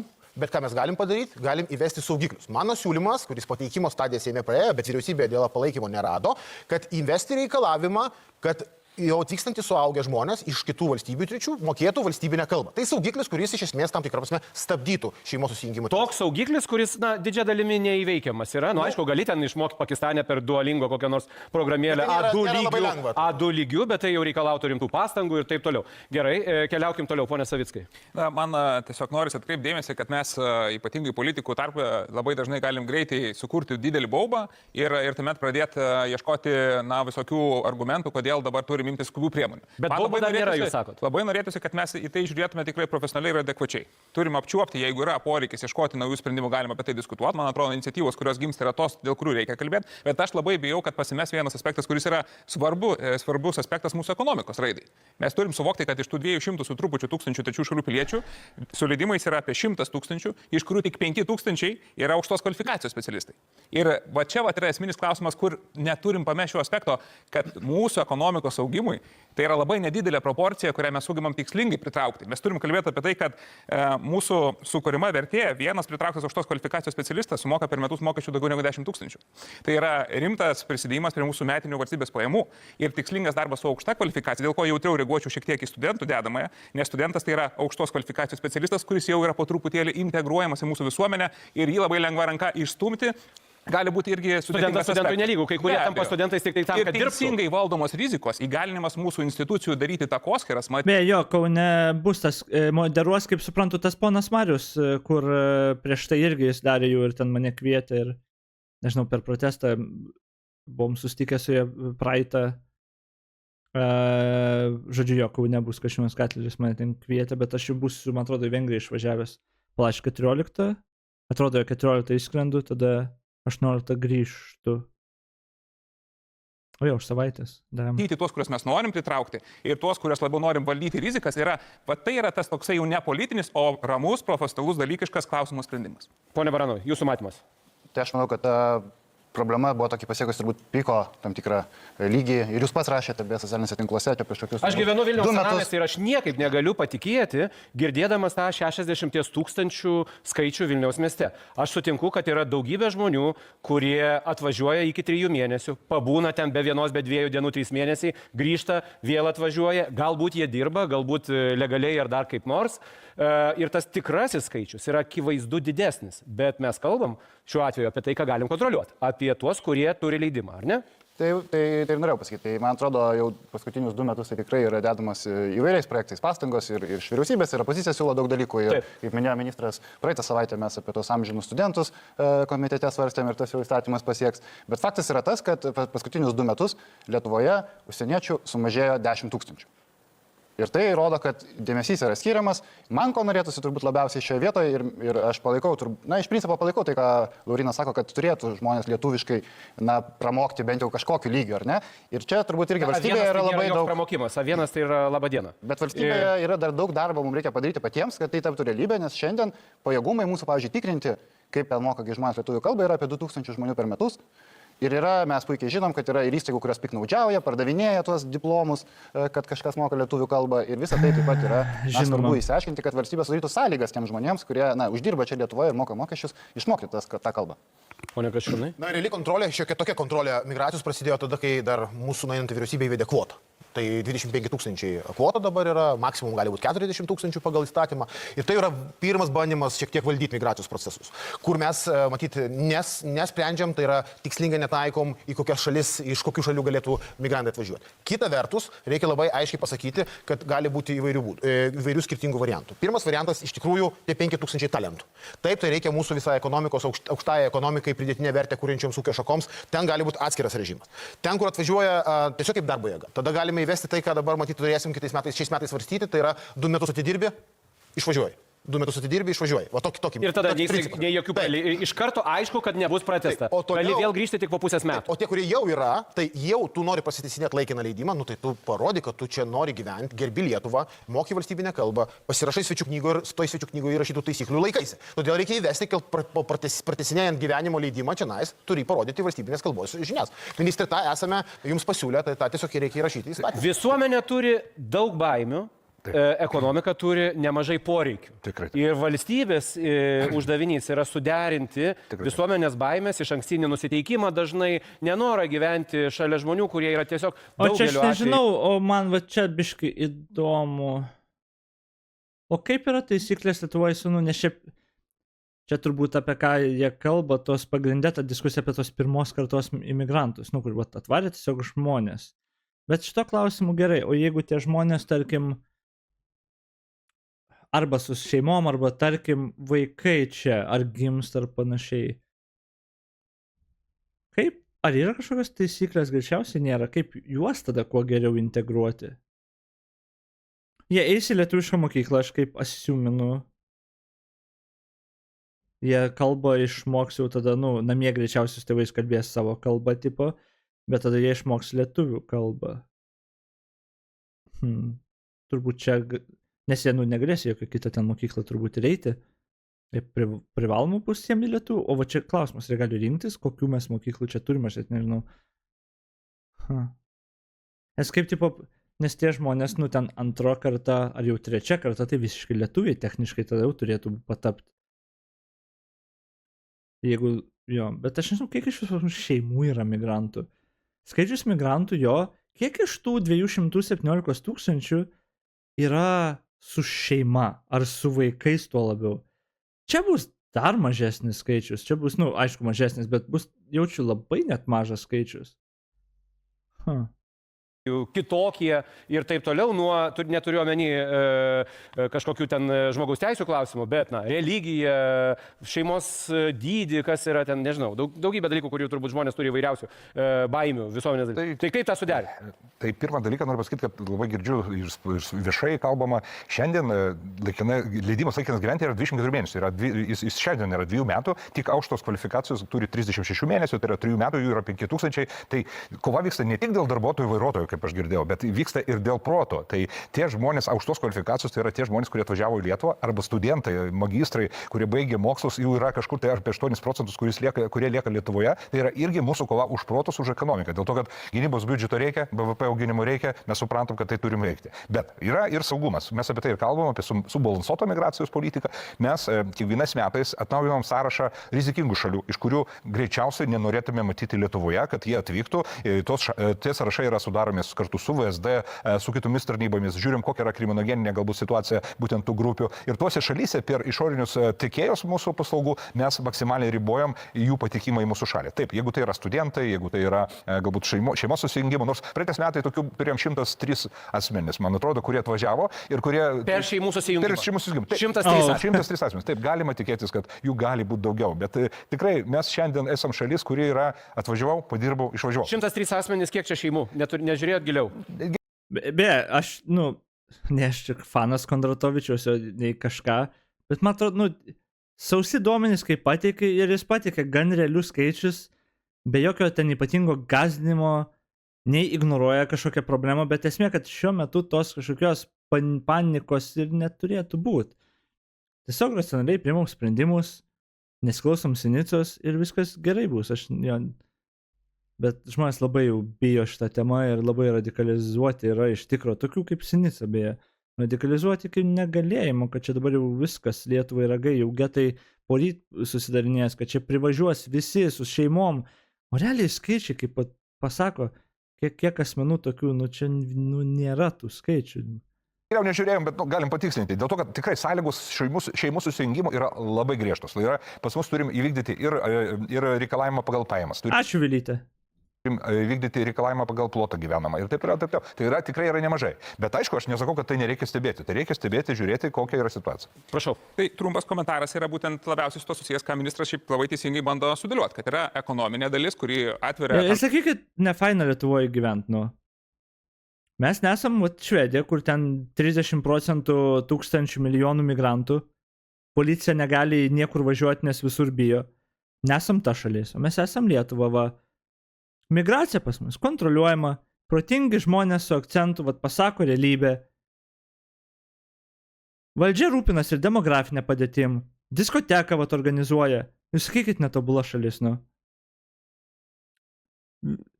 Visiems 62 Seimo nariam, kuriem neliečiamybę atima dėl kyšių ėmimo, atima neliečiamybę. Kokia vadinasi? Tikrą potencialą, kuris šiaip šalies ekonominiai raidai yra būtinas. Daugybė šalių sėkmės istorijos parodė, kad būtent migrantai dažnai prisidėjo prie ekonominio proveržio laikotarpio. Tyrimai rodo Lietuvoje, pavyzdžiui, per paskutinius 5-6 metus migrantų sukurta pridėtinė ekonominė vertė yra 36 milijardai. ES investicijų fondai per tą laikotarpį buvo viso labo 17. Tai akivaizdu, kad tai reikšmingas indėlis į mūsų ekonominį gyvenimą. Tačiau... Ir skaičiai... Migrantų pusėje pasirodo labai daug čia atneša mums naudos. Yra rizikos ir dėl to pasirinkimas neturėtų būti tiesiog mažinti aklai skaičius, bet tiesiog valdyti rizikas, didinant dėmesį tiksliniam pritraukimui, kas kūrė mūsų ekonominės galimybės ir tuo pačiu įgalinti mūsų institucijas ir koreguoti įstatymus, kad ten, kur mes matome rizikas ir grėsmės, kad ta dalis segmentų mažėtų. Bet tai lygiai taip pat turi nepamirštos, kuri kūrė ekonominę potencialą ir kur mes matome, pažiūrėkime, užimtumo tarnyboje daugiau negu pusė visų skelbimų yra aukštos kvalifikacijos skelbimai. O mes viso labo tik 5% leidimų dirbti išrašom aukštai kvalifikacijai. Didelis prasilenkimas. Pone Baranoj? Na, turbūt jis nėra lengvas. A+ atsakymas. Centus leidimų dirbti išrašom aukštai kvalifikacijai. Didelis prasilenkimas. Pone Baranoj? Na, turbūt jis nėra lengvas pritraukti, bet aš gal čia tokia laidos kontekste gal ir šventvagiškai mintį pasakysiu, bet man atrodo, kad, protingas skaičius, kad ir iš Pakistano atvykusių iš Indijos, iš kitų šalių, man tai atrodo, kad jis ir praturtina Lietuvą. Ir kultūrinė prasme praturtina, ir įvairovės prasme.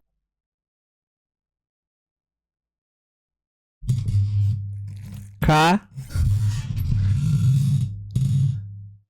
Wait, what?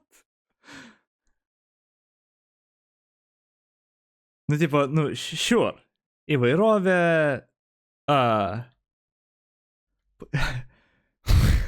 Ką? Mintį pasakysiu, bet man atrodo, kad jis nėra lengvas pritraukti. Bet aš gal čia tokia laidos kontekste, gal ir šventvagiškai mintį pasakysiu, bet man atrodo, kad, protingas skaičius, kad ir iš Pakistano atvykusių, iš Indijos, iš kitų šalių, man tai atrodo, kad jis ir praturtina Lietuvą. Ir kultūrinė prasme praturtina, ir įvairovės prasme. Ir tikrai lietuviai, kurie turėjo didelės patys migracijos bangas, ir neseniai mums įstojus Europos Sąjungą, numatė, nėra taip, kaip kartais atrodo, kad čia visi sėdi, bijo kažkokių kitokių žmonių, buvo lietuviai ir Londone, ir visur, kur tik nori. Ir jie matė tos įvairovės, ir tai įvairovė irgi duoda mūsų šaliai įvairių gerų dalykų. Kalba turbūt. Gerai, interpretuokim gerąją formą. Kažkodėl, nežinau, kodėl mes turėtumėm tą duoti, bet davai, good faith interpretacija. Tarkim, ten kinų virtuvė. Tai nėra mūsų virtuvė, bet tai ta tokia įvairovė, pavyzdžiui, lietuviam patinka kinų virtuvė, pavyzdžiui. Žinoma.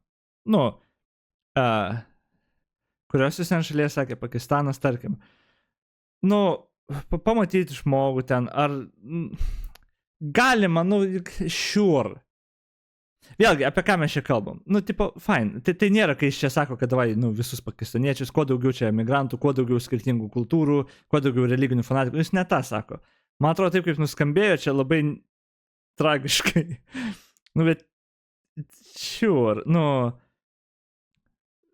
ir supažindinti, kad mažiau žmonės bijotų gal kitaip atrodančio ar panašiai. Čia viską iš tos pusės galbūt, jeigu mąstysim, tai jo, čia tragedijos nėra. Pamatyti vaikui ten ar juodaodį, ar ten susipažinti su visokio pasaulio ten, nežinau, tradicijom ar panašiai. Bet čia, čia ne tema apie migraciją gal net. Čia tiesiog, bendras išsilavinimas, yra laidų apie kitas kultūras. Ir aš nežinau, čia toks, aš nežinau, nei vietoj, nei laiku, nei klausimas, ką jis iš tikrųjų čia norėjo pasakyti, nežinau.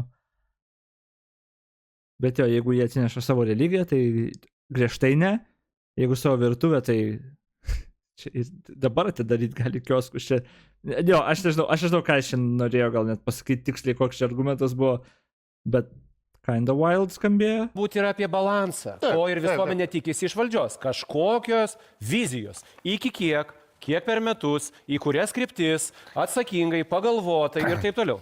Tai ekspertai teigia, kad jeigu užsieniečių skaičius visuomenėje daugiau nei 10%, jau yra daug rizikų. Mes turim 7,5%. 10%. Aš sakiau, aš tą skaičių kažkur buvau ištraukęs. Skaičius visuomenėje daugiau nei 10%, jau yra daug rizikų. Mes turim 7,5% ir vis tiek tas procentas kils, jeigu nieko nedarysim. Todėl turim susidėlioti labai aiškius saugiklius. Bet ir vėlgi tam tikro trumparegiškumo pavyzdžiai. Ministrė, šeimų... Beje, dar aš turiu tą pasakyti.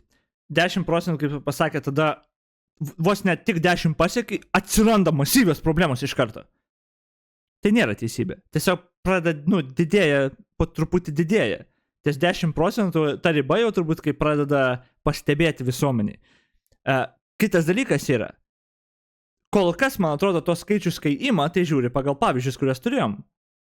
Ten pagal tai, kaip žmonės reaguoja, o žmonės reaguoja kaip, nes pradeda sakyti, ten, nežinau, AfD kokie rėkauti, kaip čia jie visi, visas moteris prievartauja ir panašiai, priklauso ir, kokios taisyklės buvo prieš tai, kad kažkoks tas didesnis procentas atsirastų.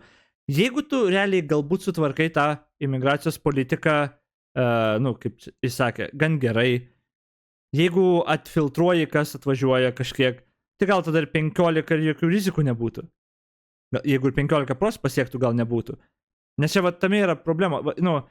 Tas skaičius 10%, jis įvairiais būdais turbūt pagrįstas ir aš nežinau, iš kur jis tiksliai atsiranda. Nes gali būti, kad, sakau, kad pagal pavyzdžius kitos šalyse, kur buvo bloga migracijos politika, gal su gera tu gali turėti 15, kur nei žmonės trigerinsis, nei jie kažkokią čia grėsmę kels, o tiesiog mums generuos, ir biudžetą, ir, valstybę turtins. Taip, jo, tai čia, nėra vien tas aklas skaičius, kad, bet dabar mes kaip bebūtų 7,5, net 10 nesiekėm. Tai jo. Turim susidėlioti labai aiškius saugiklius. Bet ir vėlgi tam tikro trumparegiškumo pavyzdžiai. Ministrė, šeimų susijungimo teisė, jūs praeitų metų skaičius pasakėte, bet tik dabar daugės tų žmonių, kurie čia jau ilgai gyvena, kurie ir turi galimybę pasinaudoti šitą teisę. Todėl jų skaičius ir didės. Nes dar neprisikėlė. Kitas dalykas, Ruslanai, tai yra Stokholmas, yra Berlynas, yra Paryžius. Nežinau, ar jie labai prasiturtina viso tuo, bet faktas, kad yra rimta problema. Ir čia šitoj vietoj reikia labai aiškiai susidėlioti tą, sutinku, balansą. Ir čia yra tiesos. Dėl aukštos pridėtinės vertės 5000 ar galbūt šiek tiek daugiau. Gali būti vienas režimas, žalesnis, sakykime, žalesnis takelis. Jeigu kalbam apie tai, kurie nori jau čia pasiteisinėti laikinai leidimus dirbti ir gyventi, turi būti pagarba valstybiniai kalbai ir ją reikia mokėti. Jeigu nori laikinai atvažiuoti, atidirbti ir išvažiuoti, tada tiesiog 2 metus atidirbi ir išvažiuoji. Va tokia sistema ir turi būti kuriama. Kol kas mes to neturime. Ką sako visuomenės nuomonė? Bent jau Vilniaus mieste, Pagarba turi būti kalbai, kas bebūtų. Ar mokėti turi, čia kitas klausimas, bet jo, čia gal 2 skirtingi teiginiai šiek tiek. 700 000, bent deklaravusių čia, daugiau nei 700 000 deklaravusių čia poreikį gauti šeimos gydytojo paslaugas. Tai tikėtina tiek ir gyvena. Vilniuje turbūt geriausias skaitos taškas ne deklaravimas, o kiek čia nori būti pagydyti lygos atveju.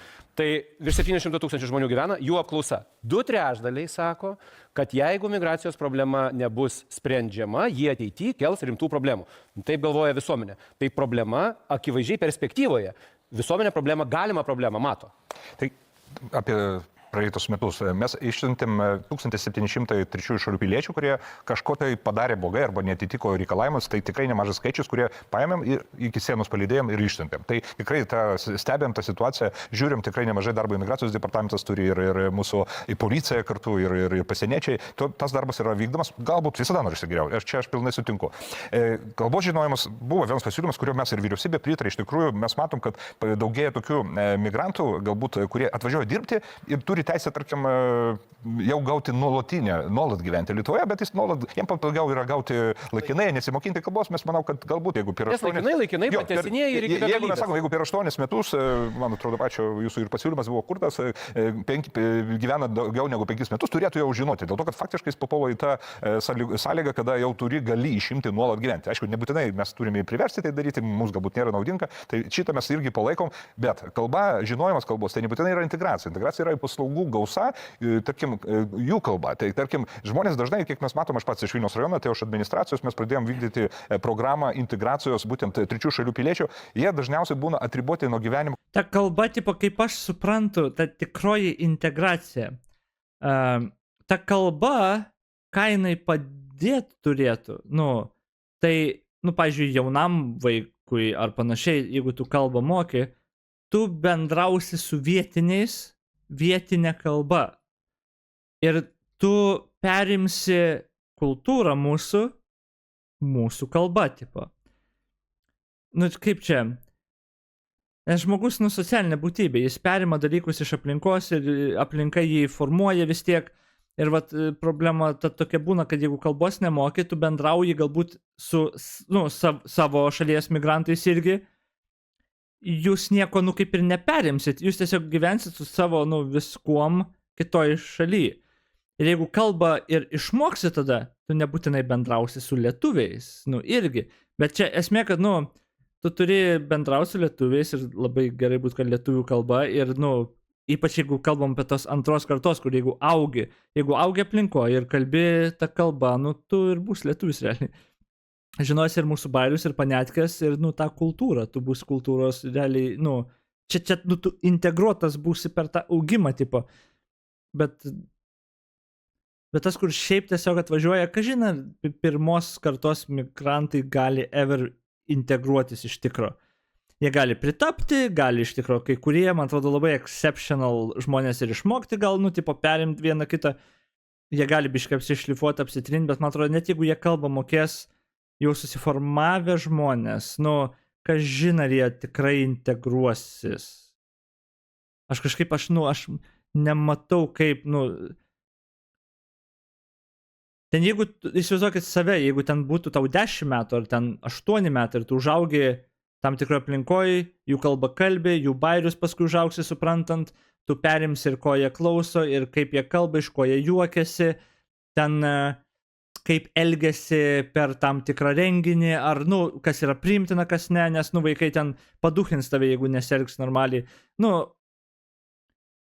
O jeigu esi jau vyresnis ir atvarai, tu jau turi susiformavusią pasaulėžiūrą, tu maždaug turi savo panetkės, ir tu galbūt, jeigu ir bendrausi su žmonėm, galbūt bendramžiais, tais lietuviais, pavyzdžiui, ar, jeigu mes jausdom save, tai su kitais, gal ir perimsi ten jų tą vieną kitą gal posakį ar dar ką, bet kažin ar tu labai susiformuosi kažkokią kitokią labai jau pasaulėžiūrą kažką. Tai čia kai mes apie tą integraciją kalbam, kad įsilietų visuomenė ir tada, kad jų jau vaikai jau tikrai būtų visuomenės dalis jau visiškai, nu ir kultūriškai ir iš kalbos tos pusės. Bet čia vat jo, reikia, nu jo, kalba yra svarbus vien iš to aspektas. Nes jeigu kalbos jokių taisyklių neturi, kad mokytus, nu jie nesimokys, nu ten nebent patys norės pritapti ten ir dar kažką. Nes sunku. Nes aš sakau, bendravau su ta draugė Turkija ir ten jinai supažino su kai kuriais kitais savo draugais, ten turkais irgi ten turkų bendruomenė tipo. Ir vienas labai gražiai lietuviškai kalbėjo. Bičas, holy shit, koks cool dude tiesiog buvo. Ir jis lietuviškai kalbėjo ir jis labai bendraujantis buvo, kaip čia, nu, šitas ekstrovertas matęs tipo. Tokiam problemų nebūtų integruotis į kokią nori visuomenę. Ten, nu, ir visi jie europietiški žmonės ir taip ar taip. Bet jis įkalba lietuviškai ir jam lengviau, jam atsako lietuviškai viską. O mano ta draugė Turkija, jinai mažiau lietuviškai kalbėjo. Ten, nu, tik necessities. Ir, pavyzdžiui, kai mes varydavom ten kokį kiną ar panašiai, su visa mano draugų grupė, nu, jeigu pasikviesdavom, tai visi turi kaip ir angliškai kalbėti, nu, kad su jie susišnekėtų. Kas apsunkina bendravimą. Nes tu tada mastai, kad, nu, gerai, mes darom šitą, tingim, nu, dabar visi lietuviškai, nu, tu mastai, kad, nu, norėtum pasikviesti, bet nenori ir savęs ar kitų žmonių apsunkinti, gal ne visi ir anglų taip gerai moka, kad nukalbėtų su žmogum angliškai, nu, kad nes visi draugų grupiai. Arba tada mažesnės grupės darai, jeigu ją kvieti, kad lengviau šiek tiek būtų. Bet vien tas apmąstymas, ir čia yra tam žmogui, jeigu mes norim, kad jis integruotus, jeigu jis mokėt lietuvių kalbą, problemos nebūtų tame. Tu gali įkviesti į bendras draugų grupės ir integruoti į savo draugų grupę ir visuomenę savo. Tai ta kalba integracijai tai tikrai, nu, žudbūt reikalinga. Kitaip aš nemanau, kad iš įmanoma integruoti žmogų. Bet tai nebūtinai reiškia jo, kad jeigu mokės kalbą, automatiškai integruosis. Nes jeigu čia bus pirmos kartos, kažin ar jis automatiškai integruosis, net jeigu kalbą mokės. Bet jo, toks. Programą integracijos būtent trečių šalių piliečių, jie dažniausiai būna atriboti nuo gyvenimo, kada jokių paslaugų negali gauti, dar neišmoko kalbos, jie pradeda kažkur tai užsidaryti. Todėl ta programa, kurią vykdo vyriausybė dabar, tai yra ir paslaugų galimybė, jų gimtąją kalbą tam tikrąją prasme, aišku, mokymo valstybinės kalbos, lietuvių kalbos būtinas dalykas. Ir dažniausiai mes girdim, kad trūksta, turėjau nesai su Baltarusiu, Nobelio laureatu susitikęs ir jis irgi pažymėjo man, kad būtent nemokamų kursų nebuvimą, jų nebuvimas galbūt ir lemia to, kad mes nesimokom. Ir visi kalba, reikia mokintis. Ir tai iš tikrųjų gera tendencija į tai, kad iš tikrųjų valstybinė kalba paraleliai ir su galimybė teikti, gauti paslaugos tam tikrą kalbą, kurie pas mus yra pripažinta mažumos arba kurių yra daugiau. Bendrai sudėjus turėtų nekurti tų segmentų, kurie yra Švedijoje arba kitose šalyse ir nereikia tik keisti mums kriminalinės žvalgybos įstatymą. Jie turėjo problemą, jie neturėjo kriminalinės žvalgybos įstatymą ir Švedijoje taip pačiai, jie atvažiuoja pas mus dabar mokinasi, jie žiūri, kodėl mes galim sugaudyti prevenciškai kažkokias operacijas padaryti, jie negali, iš mūsų mokinasi. Tai reikia eiti visose srityse. Integracija, kalba, žinojimas, žvalgyba ir taip toliau. Tai nėra viena problema. Nemokami kursai, apie ką kalbėjo ir Vilniaus meras, nežinia, kas norėtų už juos mokėti. Iš pradžių tarsi savivaldybė išėjo tokią iniciatyvą, po to gavo kritikos, dabar jau sako, kad darbdaviai turėtų už tai mokėti. Bet aš kitaip paklausiu. Rusakalbiai, dabar Vilniuje, atvažiuojantis Baltarusiai, pavyzdžiui, čia imigrantai. Na, koks jiem interesas mokintis lietuvių kalbos? Jie visur susikalba. Visi laužo liežuvį tam, kad sugebėtų kalbėti rusų kalba. Tai aš manau, tai, ką pradėjo Vilniaus meras, yra labai gera iniciatyva. Jo mintis yra ta, kad patys migrantai ir turi už tos kursus susimokėti. Ir kas dar svarbiau, tas kalbėk lietuviškai, aš manau, labai svarbus ir mentalinis lūžis mūsų galvose, kad mes, teikdami paslaugas arba prašydami tam tikrų paslaugų, patys ir prašytume, reikalautume, kad būtų kalbama valstybinė lietuvių kalba. Reikia iš to vasališko mąstymo išeiti, mes esame Lietuvoje ir Lietuvoje reikia gerbti valstybinę kalbą. Ir turim reikalauti, kad valstybinė kalba būtų žinojimo. Ir realiai mums reikia duhinti kiekvieną žmogų, kai išeina tyrimas, kad Lietuvos jaunimas, pavyzdžiui, laimingiausi pasaulyje. Čia užpernai ir pernai tas buvo, dabar man atrodo pakrytęs, bet išeina va toks, pavyzdžiui, mums reikia išmokti džiaugtis tom, o ne rasti nelogiškus tūpus argumentus, kodėl tai nėra teisybė. Kaip visiems madinga Instagramuose, TikTokuose, komentaruose, aha, nesąmonė tyrimas, negali būti, meluoja, apsinešę jie tik taip gali mąstyti, per tūpį, nes nesupranta, kaip realybė yra, nelaimingi, visi išsižudo, visiškai visi klėdesingi argumentai. O kodėl? Nes lietuviai nemoka džiaugtis tuo, kas yra. Lietuva irgi, pasakys, kad Lietuva kažkur gerai yra, iš karto subėga šunauja dalbajobų. aha, bet tas yra negerai, ten pensijos mažos, ten gimstamumas mažas, pramonė išpardavė. Iš karto randa 100 priežasčių, kaip apšikti savo šalį. O šalis nuostabi yra, by the way. Tai aš nekenčiu šito. Tai jo, pirmą tą mentalitetą biškai sutvarkyti. Mes kažkada buvo Lietuva šūdas šalis, ypač kai sovietai prispaudė buvo. Kas ten galėjo atsiras pas mus? Nieko. Dabar mes nebesam šūdna šalis. Lietuva yra dabar labai gera šalis. Ar tobulė esam? Aišku ne, bet mes tikrai galim džiaugtis iš visų pasaulio vietų, kur gali gyventi, teritoriją aš kalbu. Lietuva yra viena geriausių šalių, kur gali gyventi. Rasim Europos Sąjungoje turbūt porą šalių, ten, kur geriau kalbus objektyviai, ten žiūrint kažkokius skaičius, atmetus, tarkim, ir kalbą, ir viską, tiesiog kažkokius skaičius. Bet nedaug yra vietų. Daug daugiau pasaulyje vietų yra, kur, Rusinas, matėte teritoriją kokią? Amerika, ten geriau? Matote, ten geriau? Atvaro žmonės į Europą iš Amerikos ir sako, blėt, aš nenoriu atgal į Ameriką. Ten Indijoje kur nors nori gyventi? Kur? Kinijoje? Kur dar?